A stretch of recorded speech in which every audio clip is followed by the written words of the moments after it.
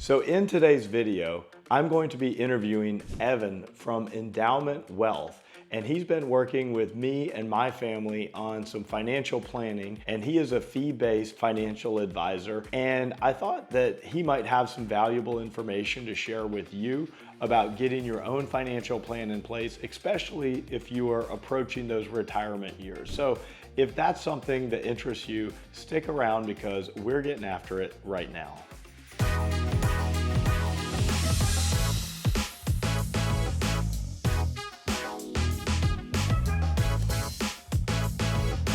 Do you want to know everything there is to know about the South Carolina Lowcountry, whether it's Bluffton, Beaufort, Hilton Head Island, or Jasper County?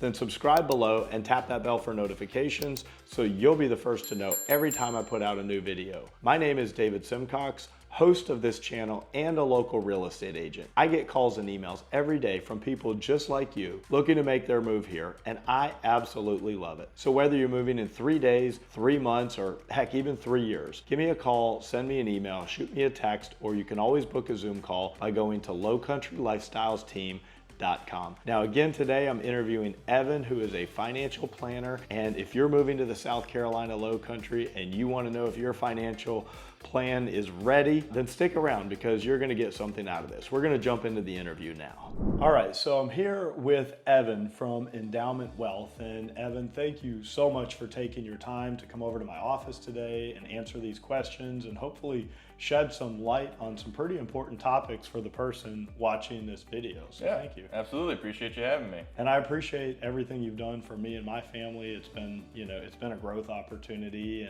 and there was so many things that I didn't know about, and now I do, and I feel like I can move through the next 10, 20 years of my life with a plan. So absolutely, that's what we're here to do. So a lot of the people that watch this, and maybe the person that's watching right now, they live in places like New York, New Jersey, Ohio, Pennsylvania, California. We've even had people as far away as Japan reach out to us, and they're relocating. Maybe they're at or near retirement, or maybe they're moving into one of these private golf club communities or a 55 plus community. And they want to know their financial plan is in place and that they can go confidently into the next chapter of life. And so that's kind of what I wanted to talk about today, if that's okay with you. Yeah, that sounds great. All right, so first question, what is the biggest financial mistake that you see people make right before or right after they retire? Yeah, so I'd say, one of the ones that I typically see are a lot of people have over-concentrated risks in their portfolio. So whether that's, someone who's working for an employer a long time, they have a lot of employer stock, they might have bought NVIDIA 10 years ago and they have a big position now there. So a lot of concentrated risks that maybe they know about or maybe they don't know that they took. And then really the only other one is going to be, not having a tax strategy or not completing tax planning. So that's a huge thing, especially leading up to retirement, because you have a huge jump. You go from what are typically some of your highest earning working years to all of a sudden you have no income, you're taking on Social Security now. So you have a huge difference in your taxes, and really wanting to minimize your lifetime tax burden is something that we really strive to do. So you guys work with their CPA hand in hand? Absolutely, yeah. So we like to work with all of the professional contacts that our clients do. So we work with, their estate attorneys, their CPAs. We want a coordinated network of professionals to help, our clients reach retirement and then, through retirement as well. Yeah, I know when I started working with you, you guys developed a plan and you gave me a list of like 30 things to do. I mean, it was like homework, and one of those was like getting set up with an estate attorney and getting a trust set up and a lot of other things. Maybe we'll talk about that more later. But question number 2, for somebody that's done a decent job of saving, and they've created this nest egg, why is that still not enough without a really good plan in place? Yeah, so what we typically want is for every, dollar to have a purpose. And so what we do is we figure out your cash flow, kind of, what you have coming in and going out. And then really it's going to be that excess that's left over, what you do with it. So, if you're just taking it and putting it in a bank account, a lot of times you're not earning very much interest on it at all. You're not taking advantage of a lot of the opportunities that are out there. So, there are all sorts of different accounts that offer, really great, tax opportunities. is investing for the long term so you can outpace inflation. So if you just have everything saved, that's great that you didn't spend it. But if you're not investing it for the long term, you might not be able to reach a lot of the goals that you want, whether that's getting your kids through college, buying the home that you want, having the retirement lifestyle you want. So having a plan really helps tell you what to do with your money and where to put it and make you more confident in the plan that you've got. Okay. All right. Question number 3, how does somebody know with real numbers, maybe give me a little case study or something, that they're actually ready to retire? What does that formula look like? So we follow the 5% rule for retirement withdrawals. So, essentially the idea, pretty basic, is if you have a portfolio that's making a 7% return and you're pulling out 5% every year in retirement, you're never going to touch the principal of your portfolio. So, if you're making $1 million, that's $50,000 a year you can spend. That's on top of your Social Security. And so it really just depends on what your retirement lifestyle is as to how much you need in retirement. So, I work with doctors that, have a $5 million portfolio and can't retire because they can't live on $250,000. And then you also run into the other scenario where people really don't travel, buy a bunch of clothes, do a ton of things. And they live more simply. Exactly. So they can retire on a lot less. So really that first number they need to come up with is, how much do you think your monthly expenditures are going to be in retirement, and then you work backwards from there. Exactly. And that's, it tends to be tougher than people think. A lot of people have a hard time understanding what their expenses are, but that's really the crux of it, is figuring out how much you think you want to spend in retirement, and then you work backward and can figure out how much you need. Right, so there's not actually a number that's kind of oversimplified. It's really unique to each person. Absolutely, yeah. Unique to each person and their lifestyle and what they're planning to do. Okay, so next question.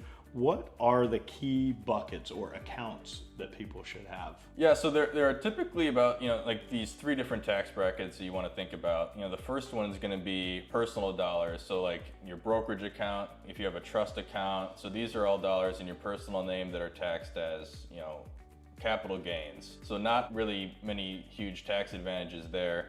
The second one that most people are more familiar with are going to be tax deferred. So that means that you get a tax benefit when you contribute, you kick the can down the road essentially, and then you pay taxes when you pull it out. So that would be like your 401k, your IRA. And then the last one would be tax free, which are in a lot of ways the best tax advantage account. Yeah. So your Roth IRA, and then even things like your HSA at your work are actually one of the best tax advantage accounts that are out there that a lot of people don't tend to take full advantage of. So that's tax-free growth. So it really just depends on how each investment is taxed within the account. So a lot of people don't understand you can put any investment you want for the most part in all these accounts, but you want to do it strategically because they're all taxed differently.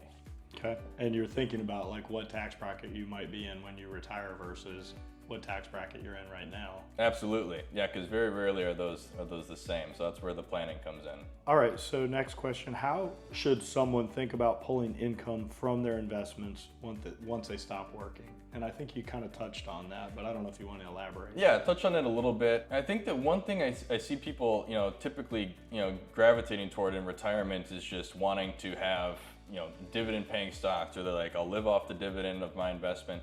We look at it a little differently, is we want you to look on the total return basis. So we say like, hey, you can pull 5% out of your portfolio a year. And that's gonna be a combination between, dividends, interest, and appreciation. So if you generate a great, it's called risk adjusted return. So however much return you're getting for the amount of risk you're taking on, then you have a portfolio that's going to be working well, and then you can sell down, if the stock market had a great year, you're selling down 5%, so maybe it didn't kick off a 5% dividend, right? But you can simply just sell off some of the gains that you got. So picking some apples from the tree, I call it. Okay, as you get there. I like that. All right, so for somebody that's in that bracket where they're maybe within 5 years of retirement, or maybe they're already retired, what's the right balance between safety and growth? So we call ourselves endowment wealth management because we want you to invest like a university endowment. And so you have your typical stocks and bonds, which a lot of people are familiar with. What we want you to do is to also invest in what are called alternative investments. So it's Right. anything outside of stocks and bonds. So We've talked a little bit about that. absolutely. So that would be, real estate is a big one. There are, precious metals, gold, silver that have done really well recently. There's private equity. There's a lot of different spaces that it can generate really strong returns. And the main thing is that aren't correlated to each other. So you don't want to be in a bunch of investments that are correlated to each other, because once you have a down year, your portfolio gets hit really hard. Okay. And some of those you have to be a qualified investor and some you don't. Is that fair to say? Yeah. So it depends on what you're getting into. A lot of times it's just, the private equity has some of those restraints, but in terms of, anyone can go buy precious metals, real estate, I don't believe there's any sort of accreditation status you need. So it would just be that, a lot of the private investments will have certain statuses you have to meet. Okay. All right. So if somebody's relocating to South Carolina, how does the state of South Carolina, that unique area, how does that impact somebody's taxes and overall strategy versus if they were coming from California or New York or somewhere? Yeah, so South Carolina's got low property taxes, which is nice. And especially if they're moving from one of those, states, especially like New Jersey, New York, California, the state income taxes are going to be a lot lower as well. A couple things unique to South Carolina: contributions to 529 accounts are 100% tax deductible. From state income tax. For the state income tax purposes, which is pretty unique because, even like North Carolina, they have a 0% deduction for those. So that's something unique there. But overall, if you're coming from New York, New Jersey, California, taxes in general should be a lot lower. And then there's also no inheritance taxes. So depending on, how much you've got when you're planning to pass on a legacy, that's something to keep in mind as well. That might be reason enough right there to move to South Carolina Lowcountry. And I know you're not a tax advisor, so you may not want to answer this, but maybe you can just give kind of a high level overview. But what are some of the tax strategies that retirees should be thinking about, or maybe tax strategies that they overlook? Yeah, so what we like to do is, we obviously coordinate with the CPAs. So these are a lot of things that we look at that you could be taking advantage of. The one that comes to the top of mind, just because I helped the client with this real recently, it's called net unrealized appreciation, or NUA. And so that's where if you have employer stock in your 401k plan, so if you worked for Microsoft, some kind of company that, offers you to purchase stock in the plan, you can transfer those shares out at a much cheaper tax rate. Okay. So all of the employer stock you transfer into your brokerage account, that's taxed as long-term capital gains. Whereas a lot of people, they typically think, hey, I retire, I move my whole 401k into my IRA. That's typically, what you want to do. But in this case, with employer stock, there's a lot of different strategies around that you can do. Really, it just comes down to maximizing your marginal tax brackets every year, having a plan, figuring out how much income you have, in now versus the future, to make sure that we minimize your long-term tax burden. So that's all sorts of things come into play. There's Roth conversions, there's opening a donor advised fund if you're charitably inclined, a lot of tax benefits that way. So there's a ton of different things you can do. Okay. So this one, scares people. When the market drops, what should retirees be doing and what should they avoid? Yeah, so a lot of people are emotional, and they, I saw something where it's like losses in the stock market hurt you 2 times more than it feels good to get a gain. Right. So the losses, if you lose $100, it hurts twice as much as if you gain $100, you're not as happy. So a lot of it's just behavioral coaching and not being reactive. You don't want to be selling your assets down when they're already at a discount. Right. So the one thing is to not panic sell. A lot of the headlines are going to be negative, to look past a lot of the headlines. Honestly, an opportunity that I tend to do with a lot of my clients when markets are down are completing Roth conversions. So what that does is it just takes your money that's in your traditional IRA that you've paid no taxes on before, and you can actually transfer that over into your Roth IRA. Okay. And when you do that, when the market's down, say it's at, a 10%, 20% discount, you move that money over into your tax-free bucket. And then when that eventually comes back and corrects, all of that growth you got is tax-free, versus where if you had all that growth in your traditional IRA, you still got to pay taxes on that whole amount when you take it back out. Gotcha. Smart. All right. So for people at or near retirement, what fears do you hear most often, and how do you help them get past that? people are, you said, they're emotional about their money. They're Right. emotional about the idea of, am I going to have enough? Am I going to outlive my nest egg? What fears do you see, and how do you help them get past that? Those are some of the typical ones. It's, you don't think that you think you're going to outlive your portfolio, right? And so that's why we follow the endowments with that, with the 5% rule. We have like a system in place for that, where you're not going to outlive your investments. Whereas if you come up with some idea that, hey, we're just going to pull out, $100,000 a year, or we're going to pull out, a lot of people don't have a strategy. That's where you can get into some problems. And then another fear is just, the market downturns. And so it's just going to be, making sure you have, the proper portfolio and allocation and plan in place really helps you stick to that we created this plan knowing all of this can happen, right? We've seen how it's performed in 2008 with all these crises. What you want to do is create a plan, stick with it. And I think when you're working with someone who is knowledgeable on that topic and can, talk you through it, you're not going to get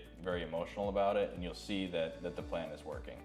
Okay. All right. So when I was choosing a financial advisor, and I chose Evan here, I was looking for what's called a fee-based advisor. Can you tell me, when someone's looking for a financial advisor, what's the difference in a fee-based advisor versus a non-fee-based advisor, and what are the benefits to working with a fee-based advisor? Yeah. So we're what's called a fee-only fiduciary advisor, which means the only place that we're compensated from is our clients. So a lot of people out there can be, there's stockbrokers, insurance agents, that essentially earn a commission for the recommendations that they make. So they say, hey, I think you should go into this. They all of a sudden get a kickback commission, and that creates a conflict of interest. Yeah. So that's the one thing, is we have to materially disclose all conflicts of interest. We always are legally obligated to act in your best interest. And so what that does, it just aligns, the advisor with the client to say that we want you to be successful. We're not telling you to get into this because it's going to benefit us. We think it's really good for you and your family. Right. You're not trying to sell me some kind of mutual fund because you're getting a kickback from them. Exactly. And there's a lot of those out there. Yeah. There's a lot more than people realize, and so it's important to do your due diligence before you move forward with an important decision like that. I feel like a lot of the ones that I see, like in strip malls, I'm not saying any names, but they follow that other model. Yeah, absolutely. And they're sales guys, and they'll chase you down and they'll try to push you into a product. And so, that's what's unfortunate about this space, is a lot of people that I talk with are hesitant because they've gotten burned before. Yeah. And so trust is huge. And so I think that this adds an extra layer of that to show that, we're regulated by the SEC, we're, registered investment advisor. A lot of these things help, put the client at peace of mind, to saying that we're not going to, to burn them on something, and it aligns our interests. Okay. So when you worked with Eva, my wife, and myself, what were some of the things that you immediately focused on or thought we needed to improve? Yeah, so I don't mind sharing my story. So. Perfect. I mean, the first one is you're a successful realtor. The first thing we wanted to do was to reduce your taxable income. So it was, opening up these accounts, traditional IRAs, a solo 401k, maximizing all these accounts to lower your taxable income. So, some of the other things were just risk management. So it was like, creating that estate plan. If something were to happen, 'cause that's what we really do. It's not just investments where it's like, hey, here's a chunk of money, invest it. We want to protect, your family from the unknowns. We want to build, I say building moats around your castle here. So the estate plan is a huge one. Even a couple of things like closing your credit windows down. Yeah. So the three main credit bureaus, closing your credit windows down to protect yourself from identity theft. Enrolling in the IRS IP PIN service to protect. I still need to do both of those. Yeah. I did the estate plan, but I still got to do the credit bureaus and the IRS. Yeah, and they're free. That's the best part. So they're free to do, and in this day and age, people aren't just taking your wallet. They're hacking you online, and they're taking advantage of you there. They'll try to steal your tax return. They'll try to open credit under your name, and so that's where people are most vulnerable right now. And so taking some of those precautions, it's like you could have built out this great portfolio, but if you don't protect it against some of these unknowns, then you leave yourself susceptible. Right. And I've got 3 kids. I've got a 17, a 14, and a 4. And so I know you had also mentioned, like, hey, you need to up your life insurance, which is Yeah. on my to-do list for the next few months. Yeah, making sure you have adequate life. I mean, these are all things that we, take a look at when we create a plan for somebody. It's not just the investment, it's making sure that you're protected against these unknown risks and to make sure that your plan can weather, all the storms that life throws at you. Okay. What's something that people believe about retirement or investing that you think is just flat out wrong? Common misbelief. A lot of people think that, getting the lowest taxes in the current year is good, which is not always the case, especially right when they retire. So like, I want to have the lowest amount of income, the lowest amount of taxes. That sometimes can work. It really depends on what your goals are. If it's going to be, minimizing your long-term taxes that you're paying for your whole lifetime, and then even when you're looking, legacy, passing on, things to your kids, a lot of times that's not what you really want to do. Is you have a lot of these space in your tax brackets that you want to fill up. Once you retire, you have little income, you have your Social Security, the top of that 12% bracket. A lot of times you're going to want to fill, and especially a huge risk that hardly anybody considers, the death of a spouse. Yeah. Because the death of a spouse, all of a sudden, that cuts your tax bracket in half. So if you have, $1 million 401k, you think it's $1 million, but taxes, it's really, let's say 700,000. Then if one of your spouses dies, you still have that $1 million IRA, but your tax brackets are cut in half, essentially. So you can be left with a huge tax burden, and then especially if your kids that you're passing the money on are successful and they're in their working years, if they were to inherit that same IRA, they're going to get taxed at their ordinary income rate, which can be a ton higher too. So we look at this full picture. It's not just reducing your taxes in the current year. It's the lifetime of what your goals are, living your retirement years, passing it on to your kids, making sure that you're not just cutting Uncle Sam free checks. Yeah, and I had heard somebody, I don't know if you've ever heard this before, but somebody had told me like when you enter into retirement, you have like 3 phases, and they called it the go, the slow, and the no. So for like the first part of your retirement, it's about go, go, go, go, go, do all the stuff you ever wanted to do. Travel to Europe, go on the cruises, go on the riverboat cruises in Europe, and take the grandkids to Disneyland. You're spending a lot of money. Right. And then as you get a little bit older, you slow down a little bit, and you maybe aren't going to be as active, and you're not going to be traveling as much, and you're not, what I mean? So you might not need as much money. And then when you get a little bit older, that's the no phase. That's almost like people are not, maybe needing as much money, and they're not traveling as much, and they're not as extravagant, and, they've kind of simplified things to some degree. So it's not such a bad thing to spend, in proportionate, maybe a little bit more money for those first 5 or 10 years of retirement. You want to be able to. Yeah, you want to be able to enjoy your life, right? Yeah. And one thing is you can always say, hey, I want to be extra safe, and I want to make sure I have enough, and then you can end up, passing away with a huge amount of money, but you really didn't enjoy it while you could. Yeah. So there are a lot of things that you can only do when you're of good health. And so you want to definitely be taking advantage of those things while you can. So I agree that, Let's go to Vegas, baby. All right, so what does having a real financial plan actually give somebody? Not financially, but maybe how they live their life, how they feel about themselves. A big thing I always say is confidence. Yeah. Right? And so a lot of people, they don't know what they don't know, and they don't know who to trust. They end up doing nothing. And so they don't know, like, hey, all of these strategies are out there. All of these things are, like, they don't know what's out there to do. And so they end up, doing nothing. So confidence is a big thing. I mean, hopefully, having a plan that's concrete, that you can follow, and that's explained to you, properly, helps bring you peace of mind and stress, and lower your stress. And, it can also free up some of your time. So if you're not having to look at it every single day and stress about it, and you see it going up and down, and someone's taking care of it for you, it hopefully is going to bring your stress levels down, bring your confidence levels up, and just make your overall life more enjoyable. Okay. And let's talk about how having a good plan affects the people around you, because it's not just you that you're worried about here. So if you have a good financial plan in place, how is that going to impact your spouse and your kids and even the legacy that you're leaving behind? Yeah. So having your spouse on board is a huge thing we love to do, because we want obviously both of you guys to understand what we're doing and why we're doing it. A scary situation I sometimes see is all of a sudden, one member of the family is typically handling all the finances, and the other one is checked out. That's not too uncommon. And if the person who's handling everything passes away, all of a sudden the surviving spouse has no idea what to do.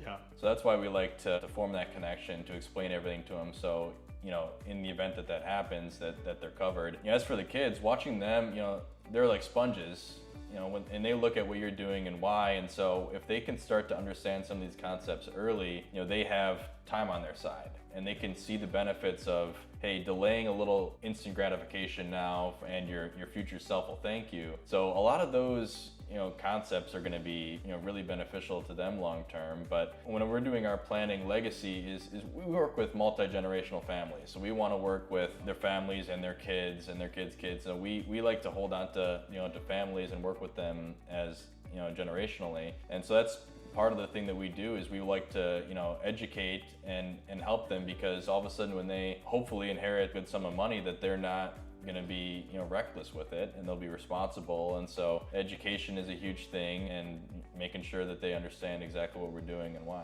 Yeah, and I know from me personally, going through this process, it's not easy, it's a lot of homework, but I think it shows my wife, it shows my spouse that, hey, I care about you. I'm not taking this lightly. I'm setting this up so that, we'll all be taken care of. And also, like you said, for my kids, teaching them what financial responsibility looks like, and they can learn that and they can mimic that, and hopefully start earlier than I am. You know what I mean? That's every parent's hope, yeah. All right, so if somebody that's watching this feels like they don't have a clear plan or not a great plan, what's the first step that they should take, and how do they get in touch with you? We offer free consultations. So if you ever have a question about, am I doing this right? I don't know about this strategy. Is there anything out there I could be doing? Reach out to me. My cell number, I'm sure you can give it to them. Sure, it's 920-585-5229, or you can reach my email is evan@endowmentwm.com. So you can reach out to me that way. Otherwise, you can visit our website, www.endowmentwm.com, if you want to learn more information or book a meeting that way. But yeah, we'd love to just even have a conversation to see what your problems are, and if you'd be a good fit to work together.